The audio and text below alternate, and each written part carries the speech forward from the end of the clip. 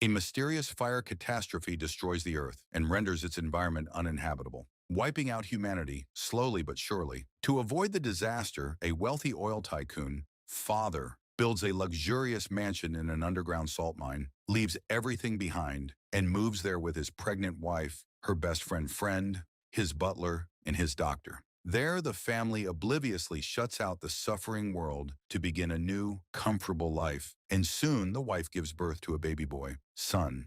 20 years later, humanity has succumbed to the ongoing catastrophe and is completely wiped out along with everything it has worked for. However, in the underground mansion, despite the unexpected long years, the family thrives by sticking to a set of rules, protocols, and routines. To keep fit, the family exercises in an indoor pool every morning. Besides looking after each family member's health, Doctor leads emergency fire drills routinely so that everyone can remain prepared to save each other's lives. Having been a world-renowned chef, Friend does most of the cooking, while Butler looks after everyone's needs. Mother, who was once a ballerina, spends most of her days managing the valuable arts she brought with her and obsessively arranging and rearranging them in the living room until everything appears perfect. Son, intensely homeschooled and unfamiliar with the outside world, spends most of his time building scale models of historic events and places while helping Father write an embellished memoir. Over time, despite being confined in comfort, the family develops palpable tension and everyone walks on eggshells. One day, Son and Friend help Mother decorate the living room to match the current spring season. I think this is our best spring ever. This wall, is it darker? It's the contrast. Maybe if I don't stare at it. Yeah. No, I'm sorry. If there's one thing I've learned, it's to take details seriously. Later, Doctor holds a practical test to examine Son's fire drill training. You left her, and your dad is on fire. No! That's of no use. No, I got him! Joker. Your father is dead. Everyone died. You failed. Frustrated, Son storms out to relax at the aquarium. Later, his work on Father's book also goes poorly. No, I know. I just, But is that how you see me? How is my son supposed to write? He doesn't know the difference. No.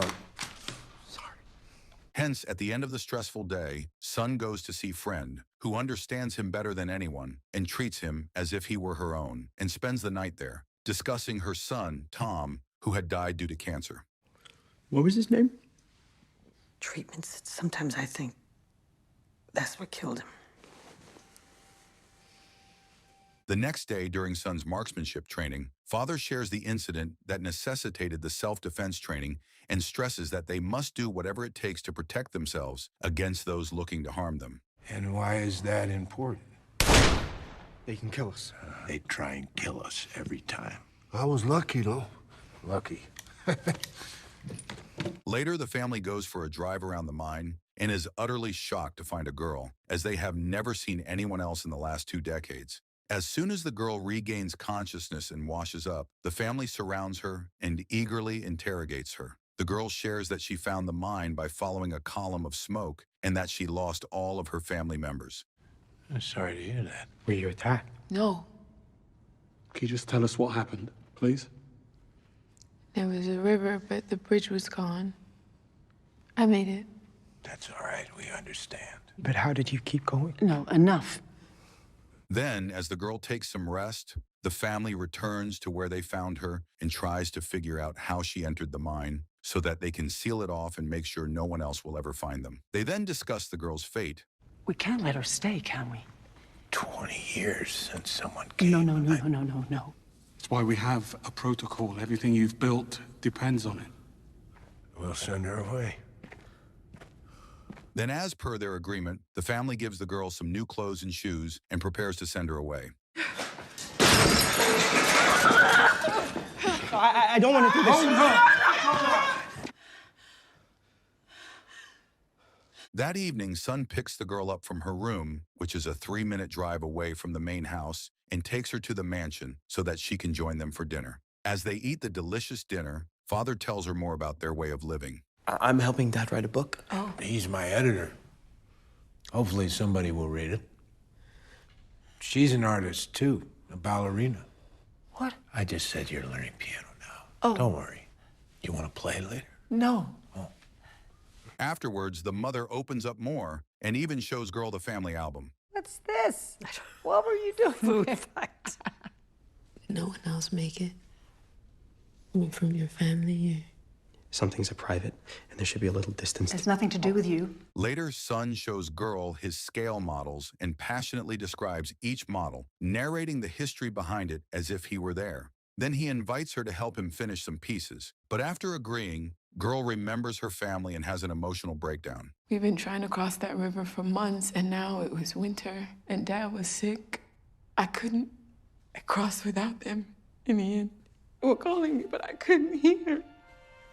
They'd have wanted you to live. They might have lived if I hadn't. No, you can't. You can't think like that. Instead of listening to girl, Son gets uncomfortable, shuts down, and continues to work on his models alone. The next day, Son and Father work on the book, in which Father absolves himself and his industry of any responsibility for damaging the earth and invents humanitarian plots to make himself sound good. Then, after noticing the awkward interaction between Son and girl, Father advises Son to apologize to girl and gives him a valuable watch so that he can give it to girl to make up for his ignorance. On the other side of the mansion, Mother sees a doctor and complains that her insomnia is getting worse, along with the terrifying nightmares. Doctor calms down Mother and gives her a new set of medication. Later, the son tries to talk to Mother, but she completely shuts down. Did you ever consider... We had to think about you. Sorry, right. I just wondered if sometimes you feel sad. Maybe you feel... I feel fine. That night in her bedroom, Mother complains to Father that girl is disrespecting Son, is making him question too many things, and shares her suspicion that she might have a hidden agenda. However, Father plays this down and tries to calm her down, to no avail. Then Mother gets to the real issue and shares that she still thinks about her family, all of those they could have brought with them, and seriously questions why a stranger should get the chance to live with them when their own family didn't.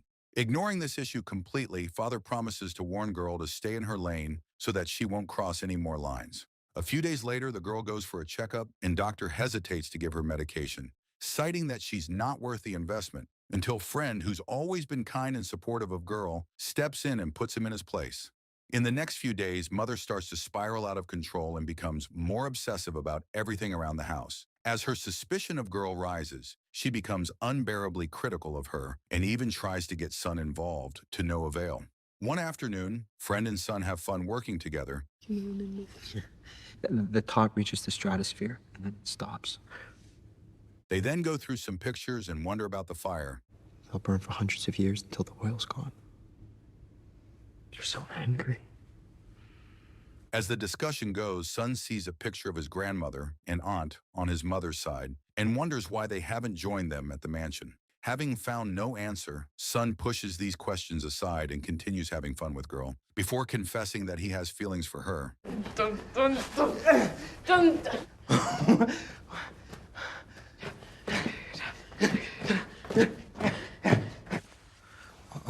They're sweating. It's okay. Noticing Son and girl's interaction, Mother questions Son about their relationship and is shocked to hear Son admit that he's in love with girl and tries to convince him to be cautious. I know how she feels. I do. Why give her this? She was upset and I wouldn't listen. She just needed someone to listen. However, with the help of Father, Son convinces Mother to give his relationship a chance, and Mother tries her best to make the girl feel at home. I want you to feel at home. This is your home now. And we usually have fruit salad. And we enjoy it, don't we? A few days later, as Son writes the personal section of Father's book, he asks Father how he met Mother. Did you ever want to know what she really felt about you? I think you're looking for something too abstract. It was a long time ago. Maybe it's normal to forget. It is. But how can you grow old together if you can't even remember how it was? That evening, deeply affected by his earlier discussion of romance with Son, the usually cold Father takes time out to appreciate Mother, which, despite being flattered, takes her by surprise. In winter, with the help of Mother, Son teaches girls how to swim. Then the trio, together with friend, start rearranging and decorating the living room to match the current season. But Mother gets overwhelmed as she can no longer clearly remember what it was like to have a wintry night. Having the more recent memory of the world, girl describes what it's like, which gets them all emotional. One night, mother tries to get intimate with father, which takes him by surprise and backfires as it ends up causing a more awkward interaction, before father scolds mother, turns his back, and goes to sleep. A few days later, mother takes time out to teach son gardening, during which son asks her about his grandmother, causing her to shut down mid-sentence. Then on Halloween, everyone dresses up and has fun watching the spectacle prepared by father and butler.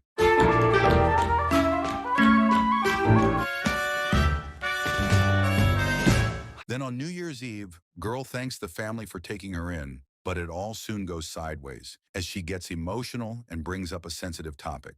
Oh, you did everything you could. No, I didn't. I left them. No, you didn't. I left them. I know, but I thought we were past them. No, you understand. You do. Don't say that. No, it's true. Yes, we do. Everyone's gone. The family then awkwardly gathers together to enjoy some fireworks.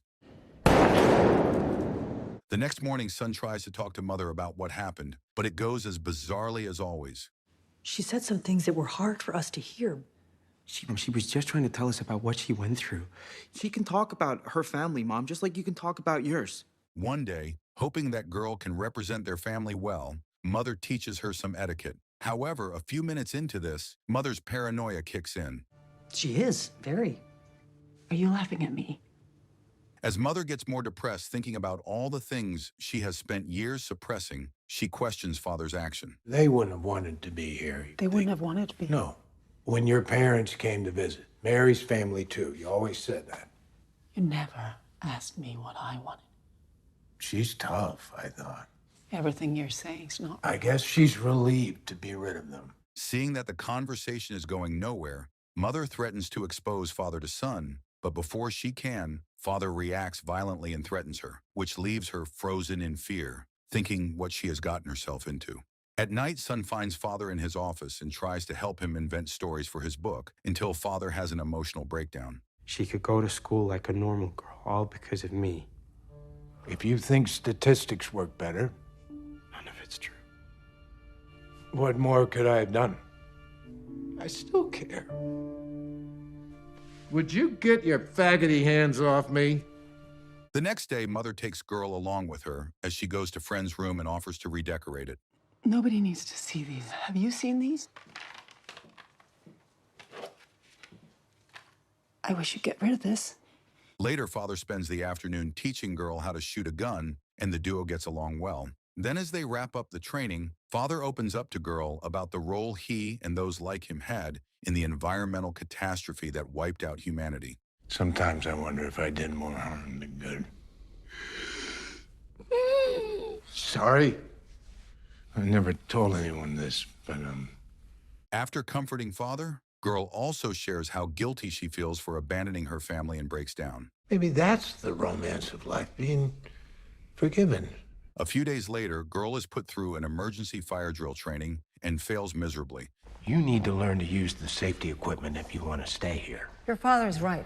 Mom, she didn't do anything.